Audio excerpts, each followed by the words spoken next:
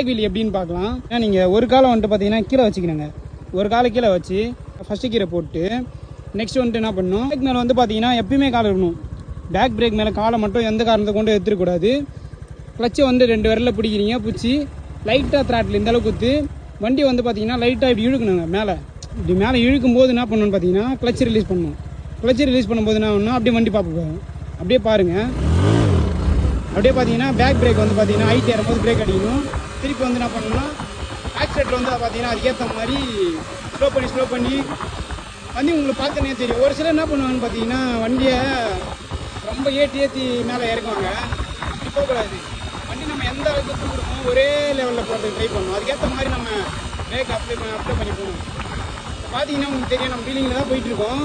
ஆனால் வண்டி பார்த்தீங்கன்னா ரொம்ப ஷேக்கிங்கும் இல்லாமல் எந்த இதுவுமே நம்ம பாருங்கள். ட்ராட்டில் கூட பாருங்கள் 34 ஒரே ஸ்பீடில் தானே போகுது. நீங்கள் ரொம்ப ஸ்பீடாக போகக்கூடாது, ரொம்ப கம்மியாக பண்ணியும் போகக்கூடாது. ஒரே ஸ்பீடில் மெயின்டைன் பண்ணி போகிறதுக்கு பார்க்கணும். ஈஸி தான்.